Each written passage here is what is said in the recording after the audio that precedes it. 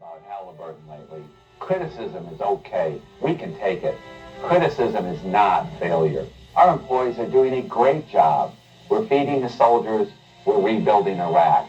Will things go wrong? Sure they will. It's a war zone. We're serving the troops because of what we know, not who we know. Well, let me tell you about Halliburton, the company I ran. I'm very proud of what I did at Halliburton. The people of Halliburton are very proud of what they've accomplished, and I frankly don't feel any need to apologize for the way I've spent my time over the last 5 years as the CEO and chairman of a major American corporation. Yeah, this is also an attempt to divert attention away from the fact they have no energy policy. And as the Secretary of Energy said, we were caught unaware.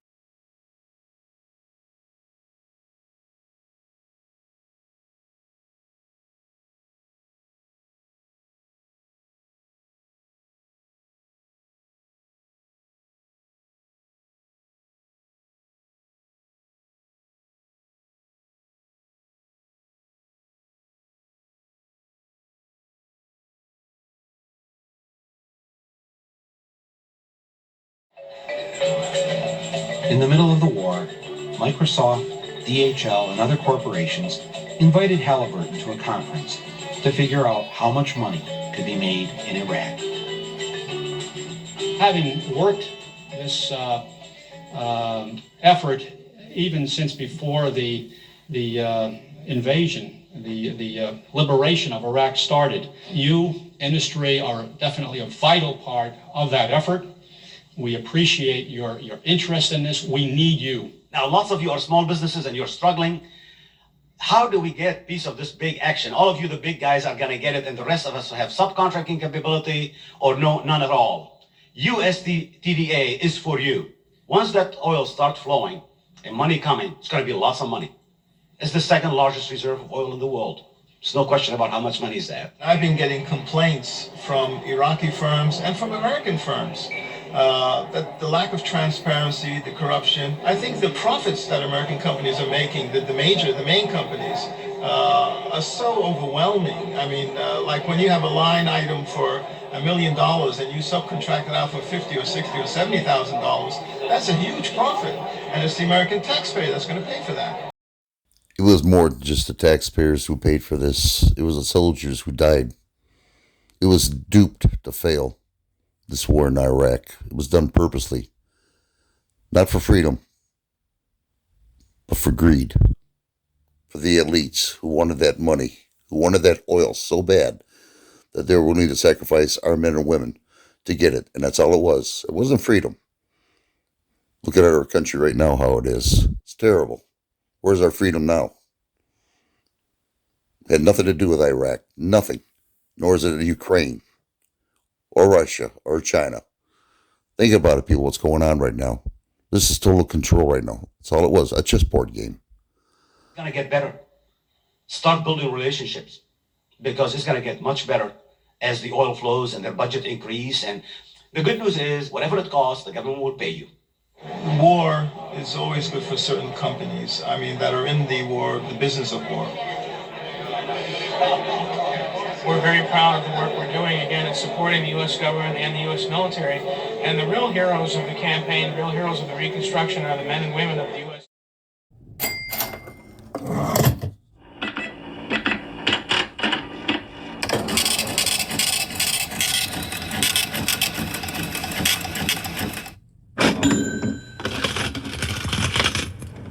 We're very proud to be any part of that we can in supporting them. Halliburton delivers hot meals, supplies, clean clothing, and communications to our soldiers so they can be a little closer to home. It's a girl! Halliburton, proud to serve our troops. I just read in the paper, Halliburton got another contract. Halliburton got another contract, which is not being contested at all, because nobody knows. Well, it's in the paper, so somebody knows. But that's after it happens. It's after the fact. It's too late. The United States is now a major player in the Iraqi oil business. American troops guard the oil fields as Texas oil workers assess their potential. So it's a safe environment to work in. We don't feel any risk. We feel like we're being well protected here, or we wouldn't be here. It's no secret. I mean, I make anywhere, I don't know, between $2,000 and $3,000 a month. A Halliburton employee out here driving a bus can make all between $8,000 and $10,000 a month. Explain that one to me. For 40 hours a week, driving the same 2.5 mile route. Go figure.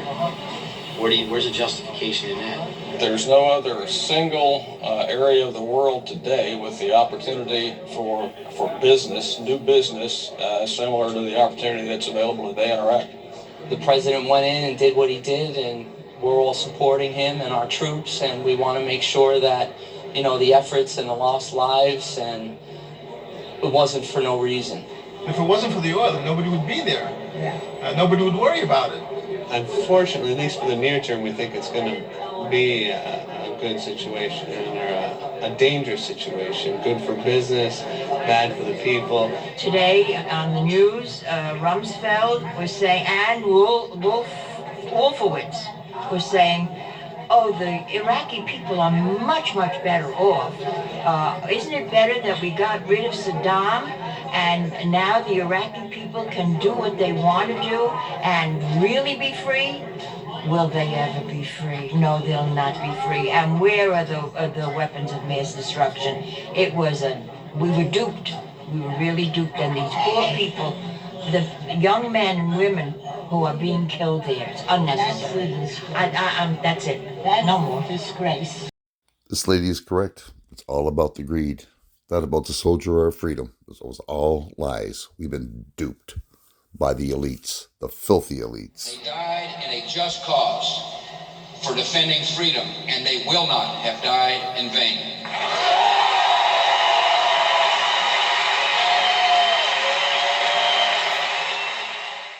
I'm pretty sure you know this advertisement's been on TV all across the 50 states. Camp Lejeune, the water contamination due to jet fuels. This is done for 35 years, and no one knew anything about it. The government didn't know anything about it. No one knew anything about it. That's bullshit. The only one who's making money right now is the lawyers. And the poor soldier who might die or who's going through pain is going to get money for it. Wow, such a deal. I'll tell you, it's all a gimmick with these lawyers and elites. It's a shame. It really is. Angela Stevens. Kirk Hansen. My name is Jay Patterson, and I'm proud to work for Halliburton. My name's Ben Carter, and within the first week of being in Iraq, I knew that that wasn't going to be the company that I wanted to be with. Halliburton was hired to provide clean, safe cooking, cleaning, shower water for the military. One of Halliburton's employees saw something wiggling in the water in his toilet bowl. So I went and tested the water in our water storage tanks. There was no chlorine in them, none. The water we showered in every single day was extremely contaminated. And when I talk about contaminated water, I'm saying malaria, typhus, giardia, cryptosporidium. I mean, the list is really, really long. Halliburton is accused by its own employees of exposing troops to contaminated water in Iraq. When I tried to notify the troops that they may be exposed to a serious health risk, I was told that the military was none of my concern. They were only concerned with making a profit and didn't care how it may affect the troops. Of the 67 water treatment plants that Halliburton run, 63 of them weren't providing safe water. And the Marines are showering in it every single day.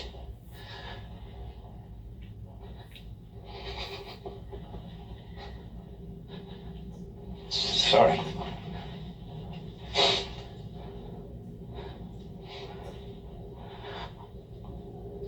I was there to help them. There's a lot of soldiers over there. They might come home without a bullet wound, but there's a lot of them that are going to come home with pathogens in their blood because of Halliburton. And they don't even know to get tested for it unless somebody tells them. And I'm sure Halliburton is not going to be the company to tell them. if our leaders bring back the draft, like I think they might because of what's going on right now, I'm going to feel sorry for your kids. It's going to be a shame what they're going to do to us. America's weak, very weak. The government's just not saying anything, and they don't care. They care more about their greed than they do about American people. And you can see it around you. You can see everything that's going on. I don't have to tell you. When I joined Halliburton, I knew I was going to work on some big things. We put out a few fires at work. Once ran into a small challenge of getting some supplies to our troops. But the biggest thing, serving our troops good old American food. So they'd feel just a little closer to home. How come you don't go to the chow hall? How much time you spend online? At least an hour. An hour for food? Hour in the sandstorm for food. Tell me about that line over there. What line am I looking at right now? That line is for the chow hall, where you eat. Several times dining halls were attacked. All it takes is one Iraqi that's an insurgent, and because they knew what times we were going to eat every day, they knew when to expect to hit. And that happens because KBR won't go to a 24-hour feeding schedule where they just always have food ready. They won't do it because it saves them money. Because they get paid by how many soldiers they feed, not by how many soldiers they save. Feeding the troops. The Pentagon has found some serious problems with Halliburton's work on that contract as well. Pentagon auditors found that a Halliburton contract to provide food and housing for American troops had a staggering $1.8 billion in unsupported costs. It was all a scam. Halliburton was charging $45 for a six-pack can of Coke or Pepsi that they give us and the military free in the mess hall. Now, these sodas were made right there in the desert. It's not as if they were brought over from the United States. These sodas were made with Arabic wraps, Coca-Cola, Pepsi-Cola, whatever, right there in the desert. So it's not as if they had an exorbitant transportation rate. They had the little mobile units that we had to put our clothes in, like a net duffel bag. Halliburton charged the government $100 for every bag of clothes they washed. Whenever we got our laundry back, it felt worse than when we turned it in. Everything was still grimy. I stopped taking my laundry into KBR, and instead, I was washing it in the sink. And I was told by my chain of command that I was not allowed to wash my laundry on my own. I had to take it to KBR to have it washed, even though we all knew that they were doing a horrible job, because they get $99 a bag for a bag of laundry that I could do at home for $3. A legal way of stealing from the government or taxpayers' money. The Pentagon audit released last night that found the company is overcharging taxpayers. The government's not here for you. You can see it. See it all around you. I would never go back in the military. I would never help the government out again for what they did to us. They punked us, military people. They didn't care. They're not helping the American people. They're helping themselves. Look what they're doing to you now with the taxes. And it's going to get worse as the years keep going. It's all about greed, not about American people anymore. It's about the elites over the poor. Watch this video some more. Thank you. Halliburton Company billed taxpayers for its contract work in Iraq. It is your money that's being used. These contracts are managed under a system called Cost Plus, which is the opposite of trying to save money. It guarantees that everything that you buy will be paid back and reimbursed if it's seen as justified, and you'll be given a profit in addition. A cost-plus arrangement that critics say leaves little incentive to save. The more taxpayer dollars Halliburton spends, the more Halliburton makes. Cost Plus encourages you to run up the cost of a program because you are going to get a percentage of the end result. And so there's no incentive to stay at Motel 6. Stay at the Ritz-Carlton in Qatar, folks. The place that they chose for orientation in Kuwait was a huge resort set right on the ocean. Had, I think, 3 swimming pools. So it was better than the Wyndham in Texas or the Ritz. It was fancied up. Marble floors, mahogany woodwork. It's just beautiful. They had sea-doos, jet skis they could use. You could go and rent wave runners and go out and play in the water. We were renting wave runners, and we got paid by the hour to do it. I was told this: don't question it, enjoy it. Several government agencies are currently investigating if Halliburton overcharged for work already completed in Iraq. They had 5-star meals catered in every day. It was so lavish. Rows of vegetable platters, beef platters, fish platters. It's a cost plus contract. KBR looked at it, the more money we spend, that's the more money we get in our pockets. We had it made over there compared to the military.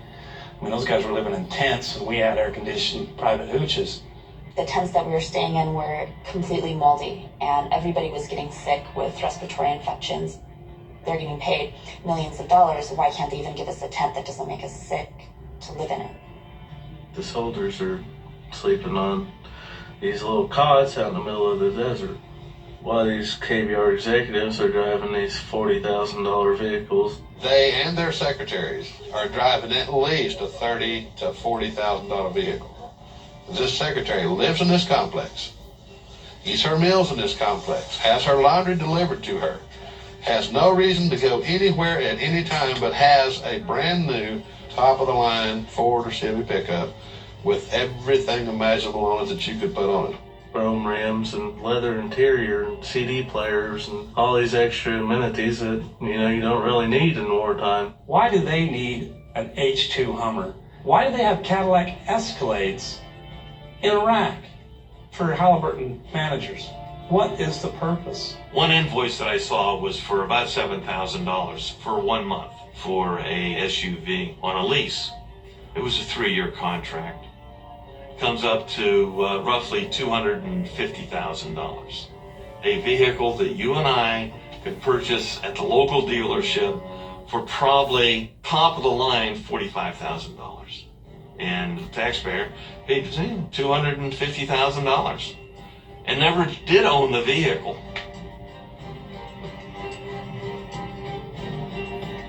They got the wrong equipment, ordered the wrong stuff, computers still in boxes, new vehicles.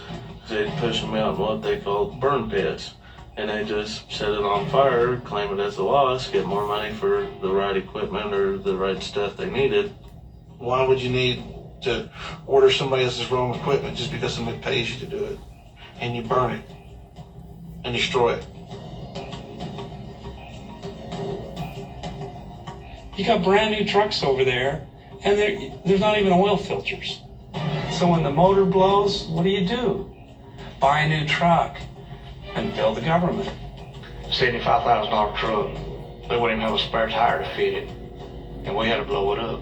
And they didn't care Halliburton did because the government's paying for it. We knew that every day that a vehicle broke down, we would have to destroy it. And these are maybe $80,000 vehicles, maybe $100,000. They're expensive trucks. We're burning fuel in front of Iraqi people. We're not really doing anything to help, and we just have to follow the orders. Our government has no accountability at all. They can do whatever they want to do because us Americans are allowing it to do it. The best thing you can do, America, is get off the grid, be self-esteemed, get away from government. If you can, stop paying your taxes. They don't care. Right now they're going after the Amish people, and they don't do anything, and they're self-efficient. That and a growing number of U.S. companies say that they are planning to lay off workers. A lot of uncertainty over the future of jobs in this country. Some major companies already announcing cuts, including Ford cutting 3,000 jobs.